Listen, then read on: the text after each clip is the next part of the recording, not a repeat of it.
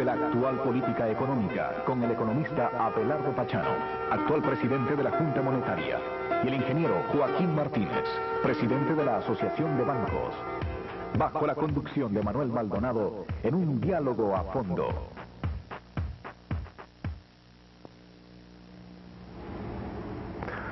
Buenas noches, señores televidentes. El Canal 10, siempre preocupado por la magnitud de los problemas nacionales, ha resuelto reanudar su programa Diálogo a Fondo, que también lo llevaba el periodista Carlos Vera. Este programa va a penetrar en la verdadera naturaleza de los problemas que afligen al país. Hemos resuelto abordar originalmente el problema económico, el tema inflacionario, que tanto obsesiona al pueblo ecuatoriano. Para hacerlo hemos invitado al economista Abelardo Pachano, gerente general del Banco Central, ampliamente conocido en el país. Él es el gestor de la política monetaria y uno de los grandes inspiradores de la política económica que se ejecuta en el actual gobierno. Igualmente hemos invitado al ingeniero Joaquín Martínez, presidente de la Asociación de Bancos Privados, conocido ampliamente en el país, un analista que está descollando por la profundidad de sus comentarios económicos. Y hemos creído de esta manera que vamos a brindar al pueblo ecuatoriano esta noche un análisis pormenorizado y profundo de qué es lo que está ocurriendo en el Ecuador. Hemos abordado, como digo, el tema inflacionario.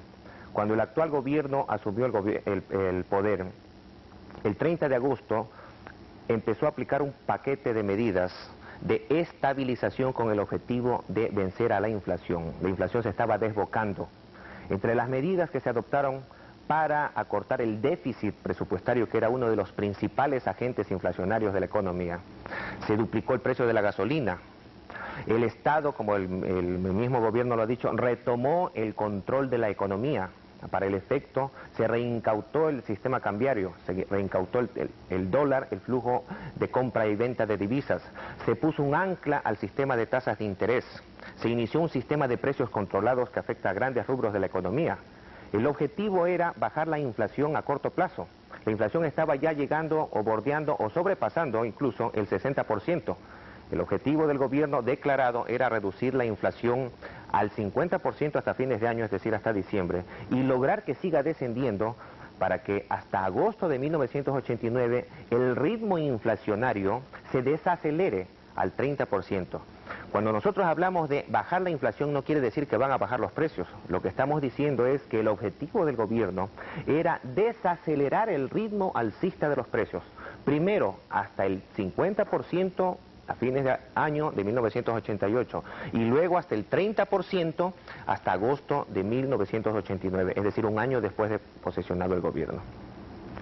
Economista Pachano, comenzando el tema de la conversación, ¿qué fue lo que falló que ha impedido conseguir estas dos metas?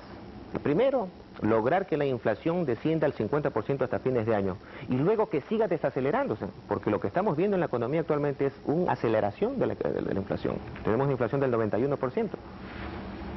Gracias por la invitación, señor Maldonado. Quiero simplemente aclarar que concurro aquí en mi calidad de presidente de la Junta Monetaria. La gerencia general del Banco Central la desempeña mucho honor el licenciado José Morillo.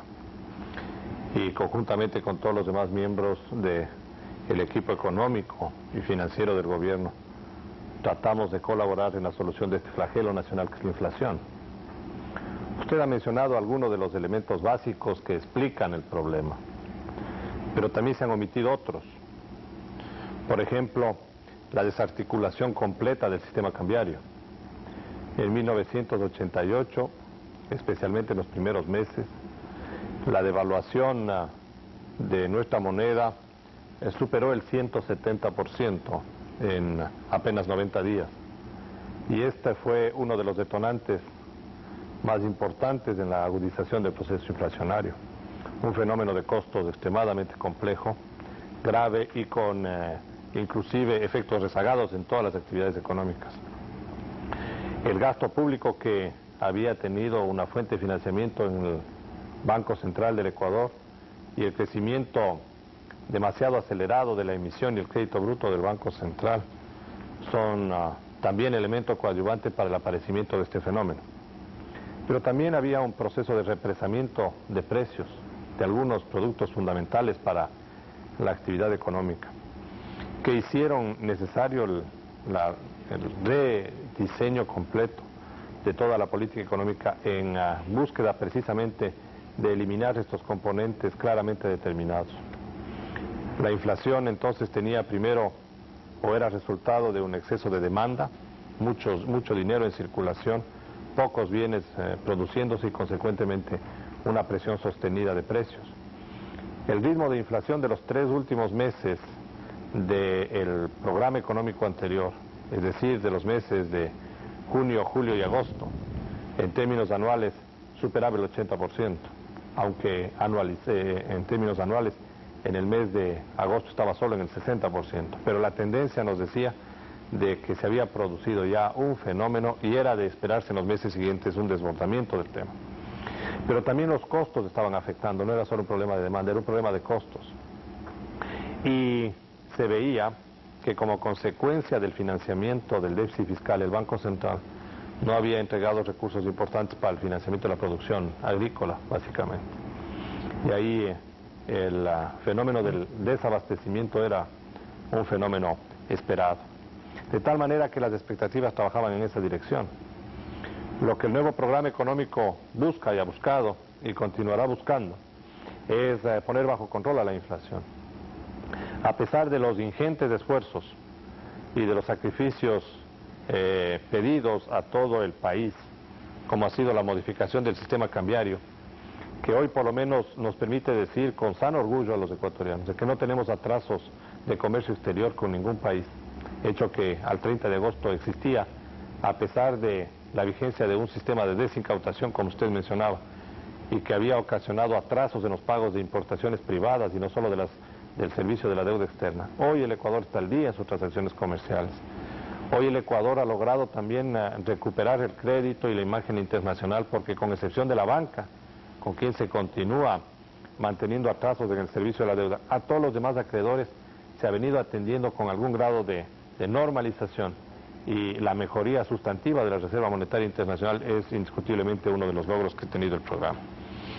El sistema de tasas de interés ha contribuido para que los costos no sean un elemento financiador adicional de la inflación, y hoy tenemos a una estructura de tasas de interés que, sin ser el óptimo o lo satisfactorio para un programa de desarrollo de largo plazo, por lo menos trabaja colaborando en el control de la inflación. Hasta aquí el resultado final que se tiene es el parcialmente satisfactorio. Primero porque el grado de represamiento de los desequilibrios macroeconómicos y de falta de decisiones para tratar de limpiar un poco más a la política económica ha llevado que la meta originalmente establecida para fines de 1988 no se la pueda cumplir.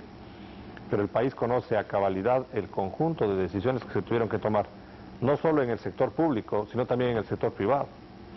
Y baste señalar, por ejemplo, cómo en el mes de diciembre el Frente Económico, los señores ministros, tuvieron que elevar los precios de los productos básicos, fundamentales ecuatorianos para incentivar la producción de los mismos y trabajar en una perspectiva de mediano y largo plazo de abastecimiento adecuado.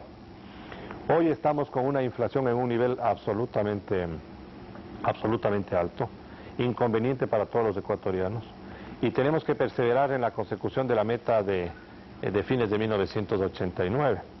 Yo no creo que ya podamos afirmar en este momento de que ya se fracasó en la meta de 1989, que es muy difícil lograrla, así es, porque el fenómeno del desabastecimiento que tenemos en el mes de febrero y principios de marzo es un fenómeno que ha contribuido negativamente a la solución del tema de la inflación.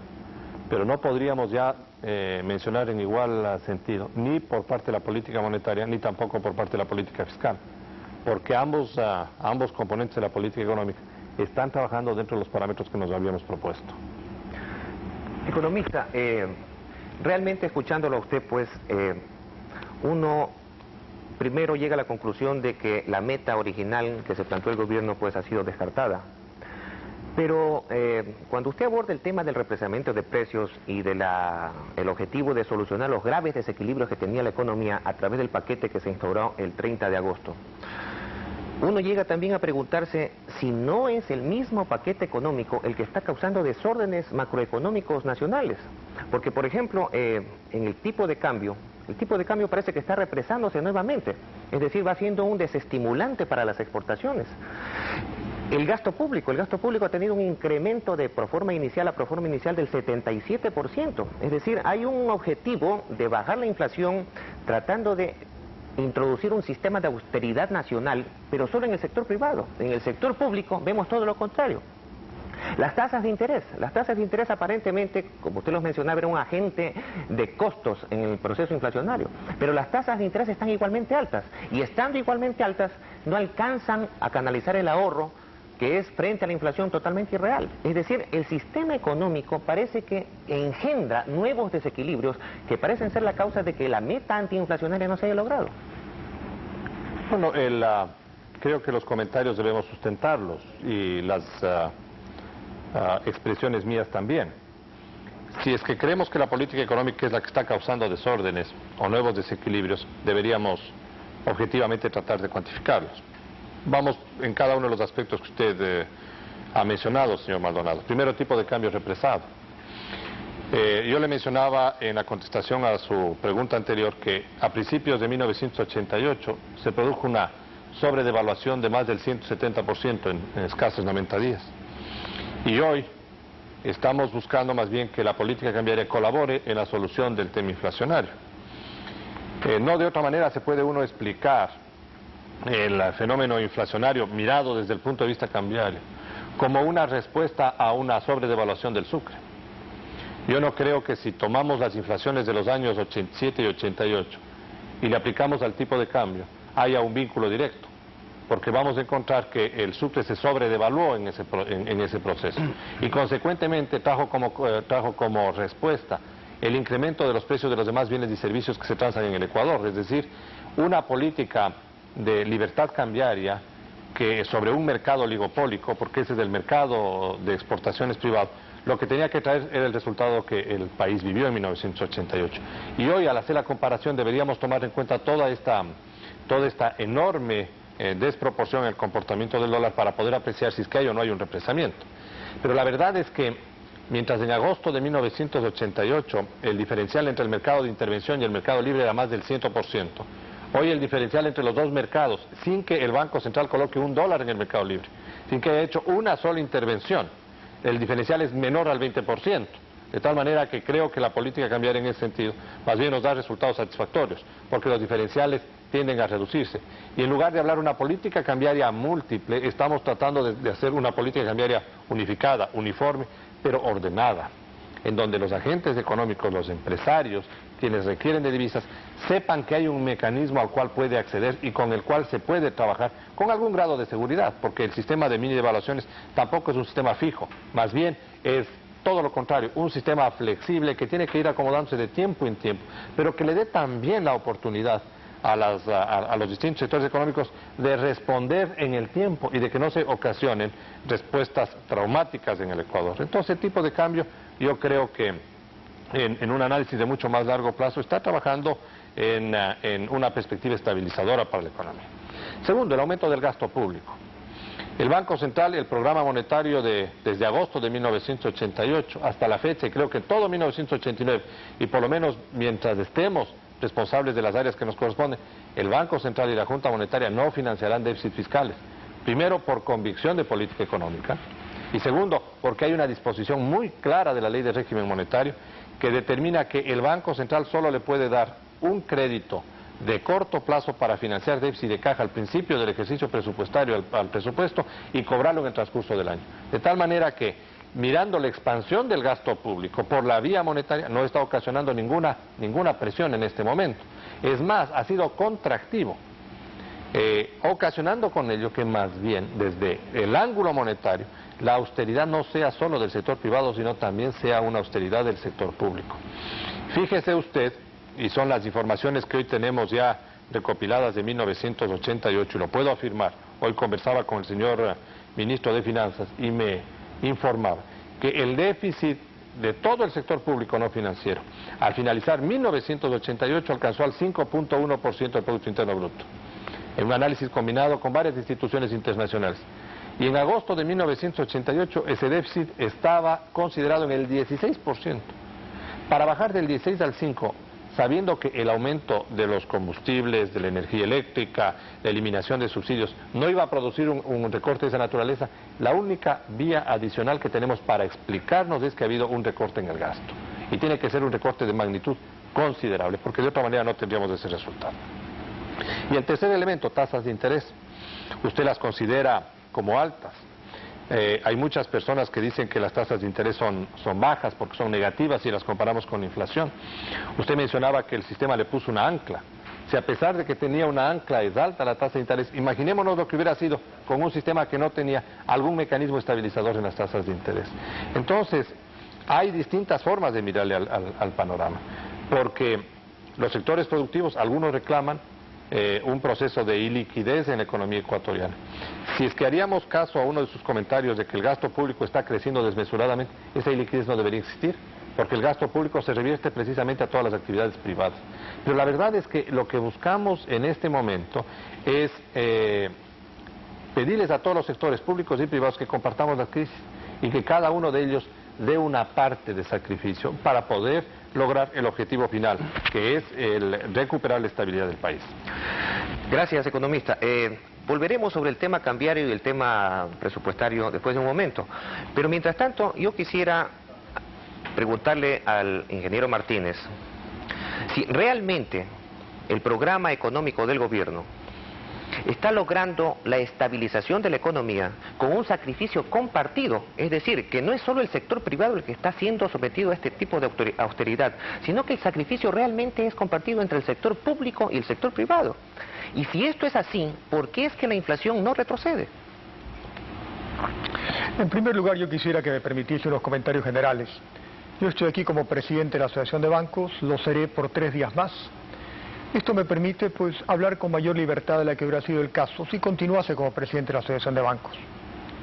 En primer lugar, yo creo que es muy importante enfatizar que el gobierno y los sectores productivos, prefiero esa expresión al sector público y el sector privado, que el gobierno y los sectores productivos están al mismo lado de la mesa. No somos antagonistas, tenemos problemas comunes que tenemos que enfrentar juntos. Al otro lado está la crisis, al otro lado está el futuro del país. Nosotros creemos que es importante en este momento no mirar hacia atrás. Tenemos que mirar a los problemas de mañana, no atrás, ver qué se hizo en el pasado, qué se dejó de hacer, qué se pudo haber hecho. Realmente ya no tiene ninguna importancia. El que camina hacia atrás tropieza con todas las piedras en el camino. Es por lo tanto importante ver los problemas desde hoy. También las circunstancias cambian. Yo estoy seguro que dentro de 10 años, probablemente con una perspectiva más amplia, se podrá criticar muchas de las cosas hechas en estos meses o en estos años. Pero los problemas los resuelve uno hoy día con el conocimiento de hoy. Nosotros, como sector privado, como sectores productivos, tenemos gran esperanza en la capacidad de las personas que tienen a su cargo el manejo de la economía. Pero sí nos preocupa, y nos preocupa profundamente, esta aparente obsesión con la inflación. Nosotros compartimos el peligro que significa una inflación desbocada en el Ecuador, pero creemos que hay otros elementos en el sector productivo que pueden ayudar a atacar la inflación. Nosotros creemos que la autoridad comparte nuestras preocupaciones, pero que sus prioridades son diferentes a las nuestras. Le dan un énfasis más monetarista, más fiscal al problema, cuando nosotros, por la propia naturaleza de nuestra actividad, tendemos a darle un énfasis más productivo, pensando que son las fuerzas del mercado, que es el país, que son todos los ecuatorianos juntos, que pueden ayudar a resolver este problema. Finalmente, quisiera enfatizar que hoy día el Ecuador vive un momento histórico muy especial.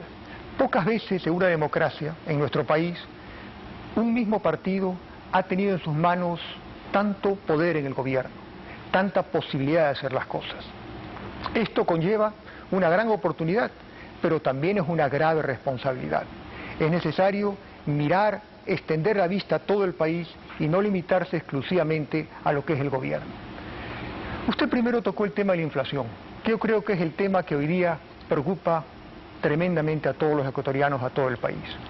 Es un problema que si no lo resolvemos con inteligencia y rapidez puede destruir la base social de nuestro país, como ha ocurrido en países vecinos. Ojalá ese no sea el caso. Yo pienso, recogiendo una imagen tan hermosa como la de los 4 jinetes del Apocalipsis, usted lo recordará, hambre, peste, guerra y muerte, que nosotros en esta época tenemos un quinto, y ese quinto se llama inflación, que es tan terrible como los otros 4. Y si usted me permite el comentario, pienso que hay un sexto, que no vamos a hablar en esta reunión, pero que es peor que los otros 5 juntos, que es el odio político. El odio y la pasión política hacen más daño a una sociedad que la guerra, que la peste, que el hambre, que la muerte y la inflación. Nosotros pensamos que para atacar la inflación hay 2 caminos. Primero, políticas monetarias y fiscales que contraigan el gasto público. Segundo, políticas que incentiven la producción, que mejoren la oferta, como dijo el señor Presidente de la República en una reciente presentación en televisión. Nuestro problema de inflación no solamente es monetario, también es de falta de oferta. Es necesario promover la oferta. Y en la oferta de productos en el Ecuador, a la inflación le afectan unos pocos productos básicos. Por lo tanto, va a ser muy importante darle un gran énfasis a esos pocos productos básicos que afectan a la oferta. Yo creo que para las autoridades monetarias, como para todo el país, esta forma increíble en que se ha manejado el asunto del arroz, un producto tan básico para la economía nacional, no tiene explicación. Yo creo que es una indicación más que cuando el sector del gobierno entra en actividades de los sectores productivos, la cosa no camina. Son los sectores productivos los que deben enfrentar este tipo de problemas. Esperamos solamente que en el caso del azúcar las cosas se mejoren mejor. Estamos seguros que se van a llevar mejor. Este caso del arroz debe ser para nosotros un claro ejemplo de cómo la inflación, que probablemente hubiera sido bastante menos de 4 en el mes de febrero, ha sido afectada, ¿por qué no decirlo?, por la incapacidad de la burocracia. Si este problema hubiese sido dejado en manos de los sectores productivos, probablemente hoy día tendríamos una inflación del 4.2, 4.4, y sería mucho más fácil para las autoridades económicas continuar con sus actividades en el país, y mucho más tranquilizante para todos nosotros. Nosotros pensamos que el camino de lucha con la inflación es algo largo y complicado. Veamos los países vecinos, no es algo que se resuelve en 2 o 3 meses. Es como domar un potro salvaje. Cuando uno lo cree que lo tiene ya en el suelo, el potro vuelve a saltar y hay que repetirlo una y otra vez. El camino es culebrero, señor Presidente de la Junta Monetaria. Es un largo camino y es un camino muy, muy difícil. Ahora, nosotros pensamos que ya no podemos seguir apretando los frenos en la economía. Lo hemos apretado suficientemente. El tren ya se está parando. Es necesario empezar a mirar hacia arriba, responsabilidad de los ministerios más que de las autoridades económicas, y empezar a dar dirección a ese tren. Este es un tema que supongo que seguiremos tratando, concertación y tasas de interés. Vamos a seguir tratándolo, ingeniero Martínez. El gobierno resulta incapaz más o menos de entender para manejar la economía cuando hay un exceso de burocratización. Volviendo al tema, el gobierno ha asumido el control de los tipos de cambio, de las tasas de interés, el control de precios en la economía, el control de precios del arroz, del azúcar. Yo no quisiera dejar pendiente el tema del tipo de cambio y de las tasas de interés. Se suponía que cuando se adoptó el paquete de medidas del 30 de agosto, existía en el mercado un tipo de cambio, perdonen la redundancia, de mercado de 420 sucres, que aunque era debajo de la mesa, era un tipo de mercado. El señor gerente, el presidente de la Junta Monetaria nos dice que era un tipo sobredevaluado. Es decir, se supone que cuando se fijó el tipo de cambio de 390 básico, era un tipo de cambio real. Pero es un tipo de cambio para muchos sectores que ha ido represando a la economía, con el objetivo de mantener supuestamente controlada la inflación a través de las importaciones. Este tipo de cambio ha ido represando. ¿Por qué le digo esto? Porque el verdadero valor que recibían los exportadores, que son los que producen las divisas no petroleras, llegó a ser ese día 30 de agosto de 370 sucres. Desde entonces hasta acá, la devaluación ha sido del 17%, pero la inflación ha sido del 42%. Es decir, ha habido un represamiento extraordinario frente a la tasa inflacionaria. La tasa inflacionaria, pues, como todos sabemos, genera un aumento terrible de los costos de producción. Si los exportadores están sufriendo en este momento un incremento del 42% en sus costos y la devaluación es del 17% la devaluación real, ¿usted no cree que este represamiento del tipo de cambio está causando graves dislocaciones productivas como la que se refleja, por ejemplo, en el descenso de la producción, de las exportaciones camaroneras? ¿Y usted no cree que a lo mejor, economista Pachano, a mediano y largo plazo los desequilibrios van a ser tan insostenibles que va a llegar un momento en que vamos a tener que llegar a una macro devaluación? Bueno, creo que vale la pena ir más en detalle sobre el tema. Hay una diferencia de concepto con usted profunda. Yo tengo un concepto de promoción de exportaciones absolutamente diferente del que aparentemente lo tiene usted. Yo no comparto la idea de que promoción de exportaciones significa sacrificar a todos los sectores internos y promover la inflación. Es decir, llevar al tipo de cambio a niveles absolutamente ajenos a la realidad interna de la estabilización. Porque yo le mencionaba que hay que mirar en el contexto global de un programa al tipo de cambio y no aisladamente. Y le decía que en 1987 y 1988 se produjo una sobredevaluación, si comparamos con la inflación. ¿Qué fenómeno nos trajo como consecuencia ese dispararse del tipo de cambio en el mercado libre? No otro que la inflación, que la estamos viviendo en este momento y que la hemos vivido durante todo 1988. Pero es más, si usted toma la historia del proceso inflacionario desde 1986, y lamento contrariar las intenciones del ingeniero Martínez de no mirar atrás, pero usted me lleva, señor Maldonado, a que hagamos un análisis histórico. Pero desde agosto de 1986 a la fecha, tome los indicadores de inflación y encuentra que ahí empieza el resurgimiento de la inflación. Porque en agosto del 86 es el nivel más bajo de inflación que tuvimos nosotros y que estaba aproximadamente entre el 19 y el 20%. Y desde ahí empezamos a subir. ¿Qué pasó en agosto del 86? Se cambió todo el esquema económico ecuatoriano.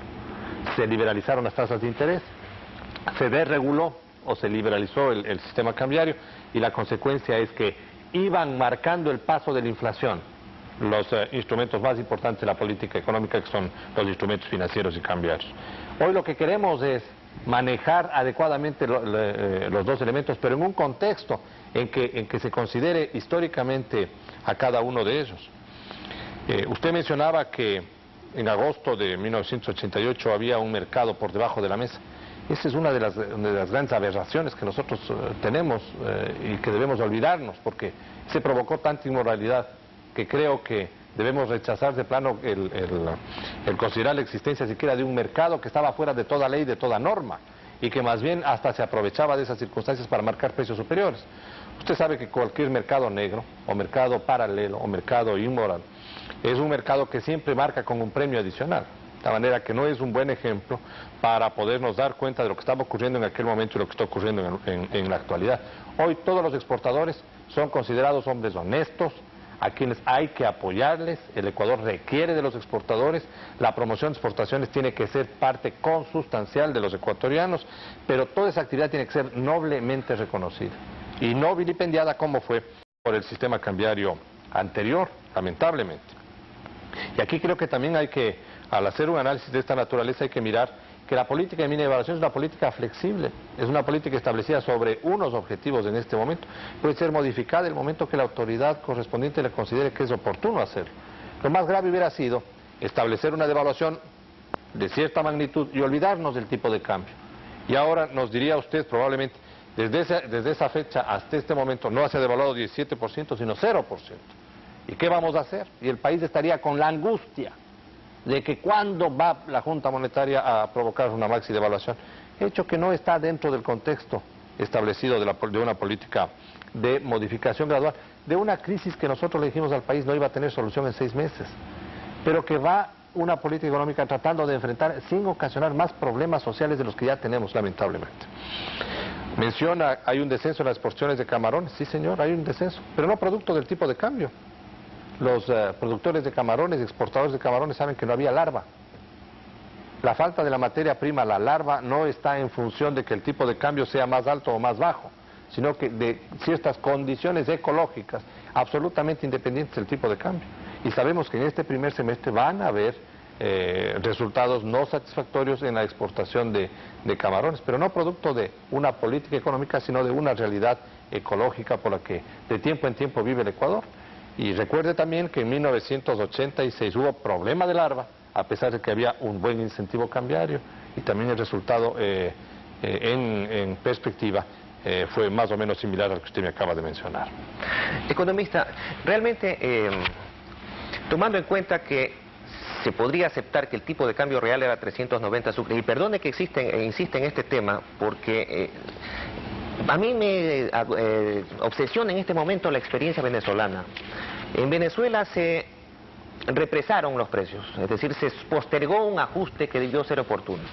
Al postergarse el ajuste de todas maneras no dejó de ser inevitable, pero lo que ocurría es que mientras más se postergaba el ajuste, el impacto y la magnitud iban a ser muy superiores, y vimos el impacto social en vidas, en muertes, en un impacto extraordinariamente nocivo, no solamente para Venezuela, sino para América Latina. Si nosotros vemos que aparentemente hay gente que se queja de que la política actual del gobierno parece girar en torno al dólar, es decir, mantener al dólar anclado, pero causando una serie de problemas adicionales, y para mantener al dólar anclado hay que suprimir exportaciones por 450 millones de dólares, constriñendo, estrangulando al aparato productivo que necesita bienes de capital, que a lo mejor tenía un stock pero que se le va agotando.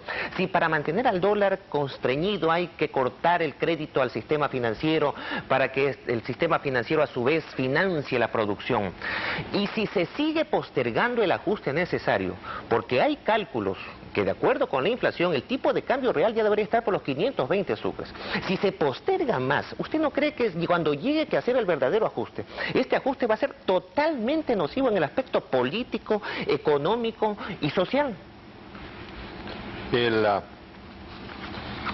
tema suyo me lleva a reflexionar sobre el orden de causalidad de los fenómenos económicos. La política cambiaria es consecuencia de una realidad de crisis. La política cambiaria no es la que ha provocado la crisis. La política financiera es resultado de una realidad económica dura, lamentable y hasta lacerante para los ecuatorianos. Y se inscribe precisamente en ese esquema para buscar soluciones.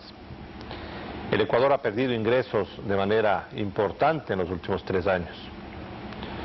El precio del petróleo cayó de 27 dólares a 14 o 15 que tenemos en el momento actual. Y por lo tanto el Ecuador no puede seguir consumiendo lo que podía hacerlo con el precio del petróleo de 27 dólares. De alguna manera tenemos que reducir nuestro gasto como ecuatorianos frente al resto del mundo. Y hay 2 formas de entrar a racionalizar el gasto. Una por la vía del precio, otra por la vía de la cantidad. Y el sistema de mini devaluaciones lo que pretende es que el precio sea ajustado a través del tiempo con cierta dinámica y la cantidad colabore a que se adecúe en términos de la nueva realidad económica, la cantidad demandada por los ecuatorianos. Y en ese sentido se ha obrado, porque la otra opción que tenía la política económica, y digámoslo francamente, era no tener ningún tipo de limitación de importaciones y entrar a un proceso de remate de divisas, a donde se vaya el dólar con las consecuencias internas que sean de esperarse. Porque si usted quiere importar todo el universo que le ofrece el mundo, tiene que aceptar que el precio de esa divisa, que es escasa para atender una demanda de la naturaleza que plantea, tiene que subir. Pero era en 420 estaba el tipo de cambio, con todas las importaciones y exportaciones, es decir, era un precio de equilibrio. Bueno, yo ese mercado le digo que no es un mercado. Yo creo que ese fue un sistema que deterioró muchas cosas en el Ecuador. Y por otro lado, no nos olvidemos de que habían atraso en el pago de las importaciones privadas. Hasta ahora no tenemos una cifra exacta. Y yo no soy una persona que aventuro montos respecto de los atrasos de las importaciones privadas. Pero cuando se estableció en agosto 30 el nuevo sistema cambiario, se empezaron a pagar permisos de importación de enero, febrero, marzo de 1988. Toda la actividad farmacéutica, y le señalo una actividad completa, toda la industria farmacéutica ecuatoriana no había podido cancelar sus obligaciones al exterior ¿Por qué? Porque tenía precios fijados por la política económica anterior y no podían acceder a ese mercado debajo de la mesa que usted menciona. Y el monto de importaciones pendientes era el 100%. Y así habían un sinnúmero de nuevas industrias. Los ecuatorianos y los empresarios no me van a dejar mentir. La banca tenía serios problemas de moral en esas transacciones. Y la gran mayoría de bancos no aceptaban realizar esas transacciones precisamente porque iban contra los principios básicos de un intermediario financiero moral y recto. De tal forma que los 420, los 380, los 390 o lo que sea, tampoco estaba resolviendo el problema, porque había un atraso en los pagos de comercio exterior privado. Y el Banco Central también tenía atrasos en el comercio exterior privado, porque los convenios de crédito recíproco, para señalarle dos países, con México y con Brasil, no se estaban cancelando. Con Brasil habían 2 años de atrasos. Entonces el sistema no funcionaba. El sistema no le daba garantía a nadie, el sistema no le ofrecía tranquilidad a nadie. Y ahí venía a trabajar un nuevo elemento que eran las expectativas. ¿En cuánto pensaba cada uno de los distintos empresarios que iba a conseguir el dólar bajo ese sistema cambiario? En lo que se le ocurre en ese momento a uno de los tenedores de divisas. Entonces, el orden de causalidad es diferente. La política económica ecuatoriana se adapta a una realidad de crisis y trata de ayudar a que se resuelva la crisis. Yo he escuchado, por ejemplo, criterios que dicen esta política que asfixia, esta política que ha estado ocasionando serios problemas en la actividad económica, debería ser mucho más flexible. Yo pregunto, ¿con qué recursos? El Ecuador no tiene reserva monetaria internacional. El saldo negativo de menos 330 millones y la disponibilidad de caja del Banco Central de 9 millones de dólares ejemplifican la situación. El Ecuador no tenía ahorro interno, no había ahorro interno, un déficit fiscal extremadamente alto. ¿Con qué recursos vamos a programar una expansión económica? Si no hay reserva monetaria, si no hay ahorro interno, si todo el sistema es muy frágil. Y debemos reconocer que aquí hay que hacer un esfuerzo de austeridad en adelante para estabilizar primero la economía y luego pensar en la recuperación del proceso de desarrollo que lo hemos perdido. Es la verdad que se puede estar ocasionando un represamiento de precios. Yo quisiera en este punto mencionar que el proceso inflacionario precisamente demuestra lo contrario.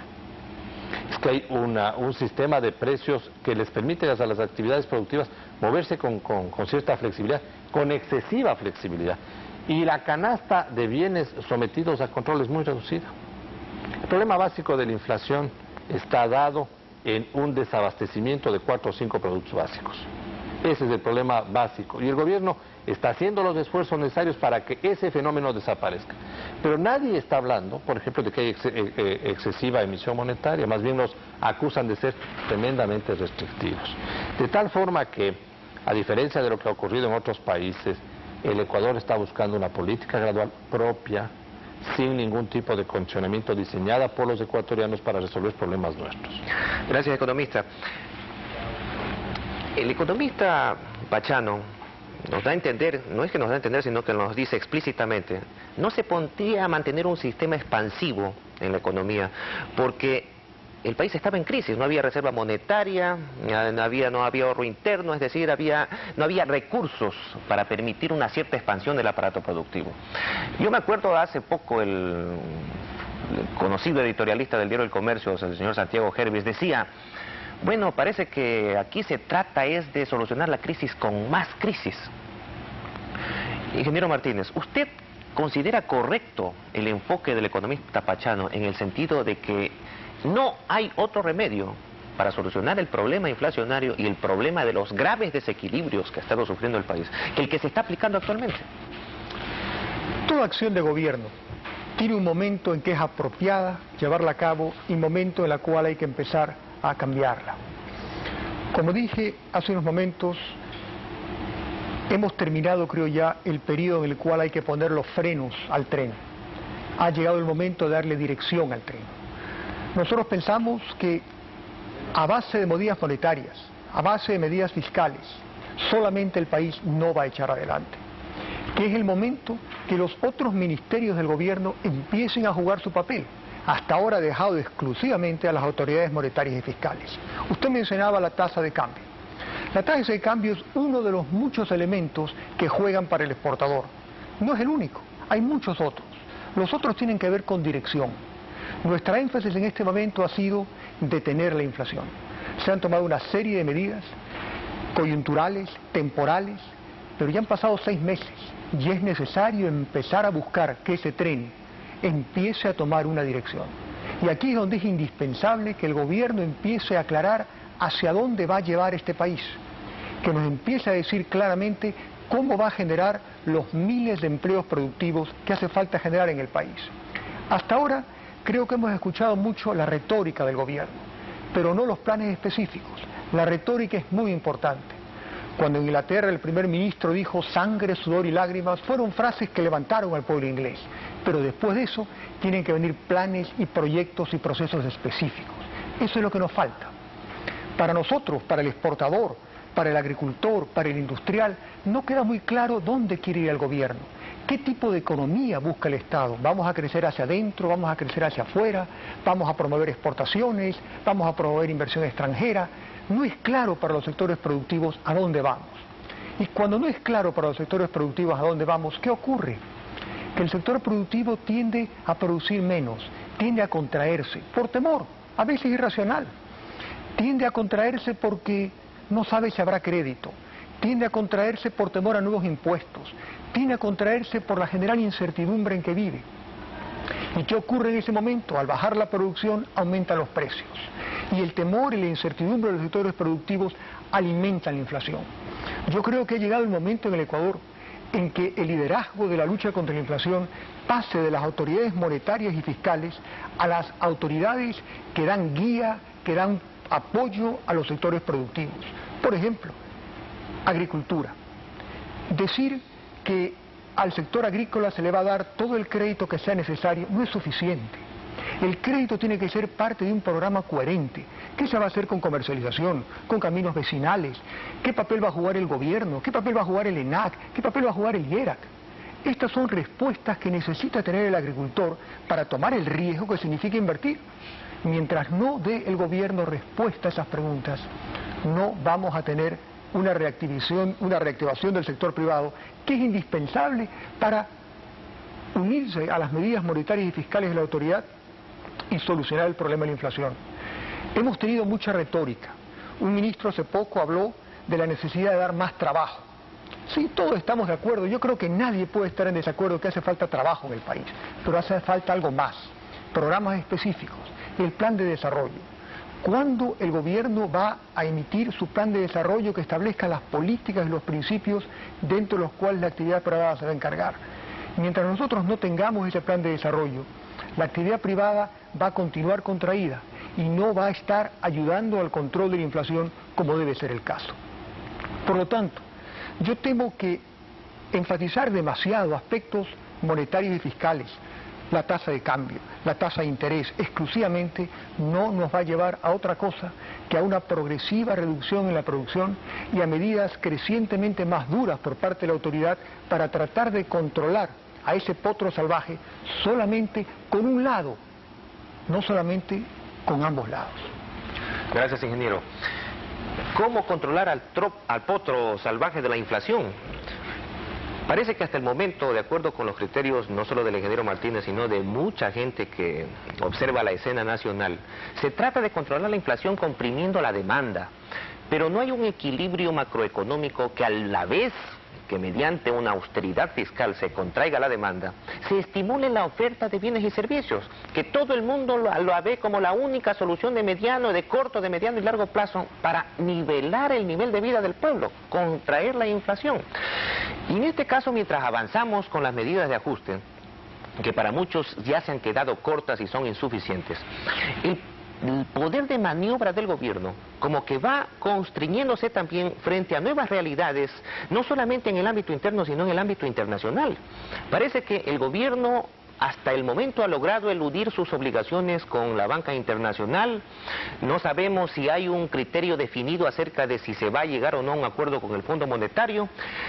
Y si en el caso de que se trate de llegar a un acuerdo monetario, a un acuerdo con el Fondo Monetario, ¿hasta cuándo es sostenible este programa económico que se está aplicando en el país? Tomando en cuenta que los condicionamientos y las sugerencias del Fondo Monetario son totalmente antagónicas al modelo económico que se está aplicando en el Ecuador. En base a estos antecedentes, ¿cuál es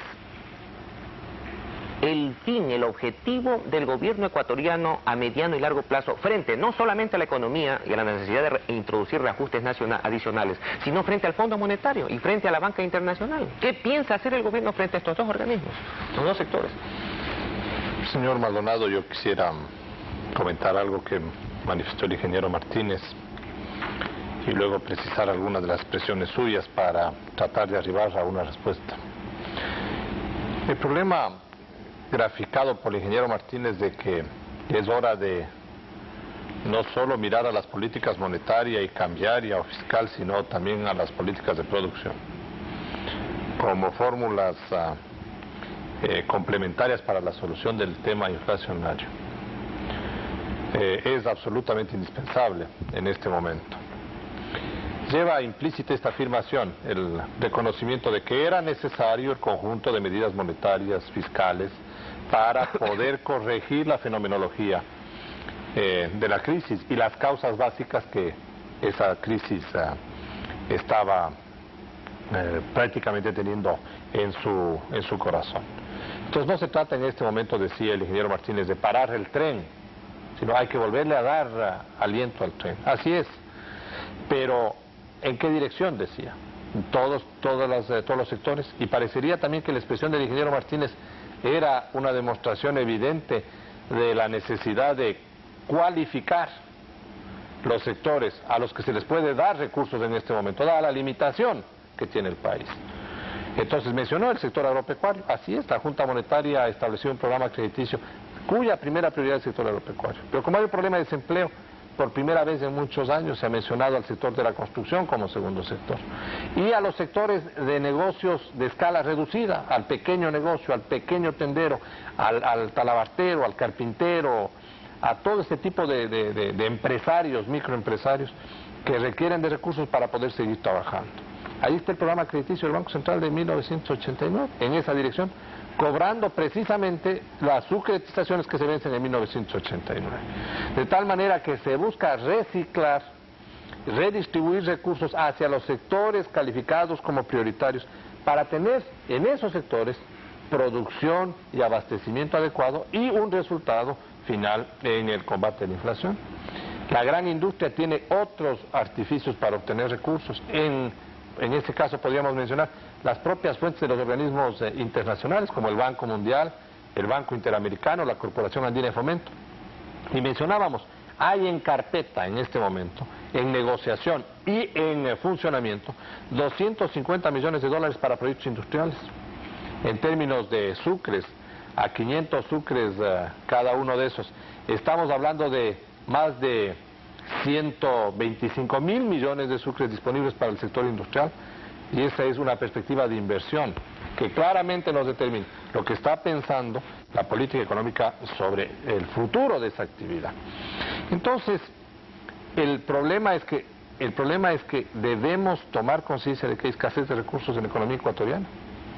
Uno podría hacer, y en este programa yo podría actuar de una manera poco responsable, y decir, sí, debemos reconocer que hemos sido demasiado austeros y de aquí en adelante se va a flexibilizar la política monetaria, la política cambiaria y se va a empezar a entregar más recursos a los aparatos productivos, etcétera, etcétera.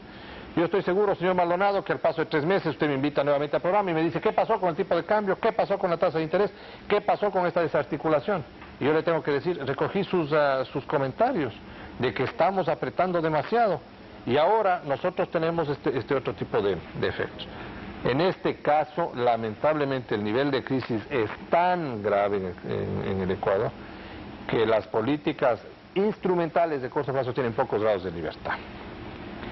Y quiero ahora sí entrar en los comentarios suyos. Primero, el gobierno del Ecuador no ha tratado de eludir obligaciones con la banca. Lamentablemente, desde enero de 1987, el Ecuador está en mora de los intereses con la banca internacional y salvo 2 pequeños pagos en octubre y noviembre de 1987, no se ha abonado ningún interés. Entonces, una realidad dolorosa que evidencia la fragilidad de la balanza de pagos, el no pago de los intereses a la banca. Y estamos conversando seriamente con ellos. Y en estos días van a visitar al Ecuador, y hoy le le doy esa información. Van a estar aquí los técnicos que conforman el subcomité económico para conversar y analizar la realidad ecuatoriana, porque con ellos tampoco discutimos nuestra política económica. La política económica las ponen las autoridades ecuatorianas y el gobierno del Ecuador. Y ellos simplemente analizan el resultado de esas políticas económicas y la capacidad de pago del Ecuador.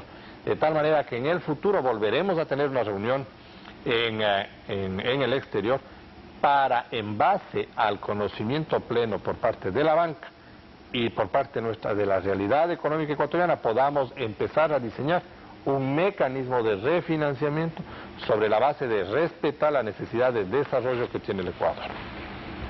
En ese mismo plano se inscriben cualquier tipo de conversación con otro organismo internacional tipo Banco Mundial. Y con el Fondo Monetario Internacional, usted decía cómo va a venirse el gobierno del Ecuador en negociaciones con el Fondo Monetario si tiene una política económica absolutamente antagónica. Una política económica que no puede conciliarse con el Fondo Monetario Internacional. Yo, respetando su criterio y solo tomándole como ejemplo lo que usted acaba de mencionar y sin participar de ese punto de vista, debería decirle que esa es una demostración de la autonomía, del grado de respetabilidad y de independencia que tenemos frente a organismos como el Fondo Monetario Internacional. Organismos que merecen nuestra consideración, pero que también tienen que considerar y tienen que tomar en cuenta que nosotros formulamos políticas económicas en base a una realidad determinada. Y creo que las conversaciones con el Fondo Monetario Internacional, manteniendo las distancias y los equilibrios que se tienen, son conversaciones productivas que le pueden servir al Ecuador para demostrar la seriedad con que se ajusta un programa económico. Economista, de todas maneras, a pesar de la independencia que realmente pregona el gobierno frente a organismos como el Fondo Monetario Internacional, tengo conocimiento de que el economista Franklin Proaño, gerente técnico del Banco Central, está ahorita conversando con el Fondo Monetario Internacional en Washington. Yo no lo veo nada malo ni nada bueno, sino que lo que quiero decirle es que si se llega a un acuerdo stand-by, si se llega a un acuerdo con el Fondo Monetario, la política económica tendrá necesariamente que ser cambiada. Es decir, el Fondo Monetario no acepta prohibición de importaciones. El Fondo Monetario recomienda una liberalización de los precios, entre ellos el tipo de cambio, la tasa de interés, los precios relativos de la economía. Entonces, ¿va o no va a haber un convenio stand-by o otro tipo de convenios con el Fondo Monetario para reordenar la economía y aplicar lo que ellos consideran un ajuste ordenado? Varias precisiones. En este momento el economista Franklin Proaño debe estar reposando en su casa, en Quito, en compañía de su familia. Él es el gerente técnico del Banco Central y está en el Ecuador, de tal manera que la información que le ha dado no es la información. ¿Pero regresó adecuada. ¿O no va a ir? El economista Proaño, le puedo afirmar, no ha salido del Ecuador todo el año 1989.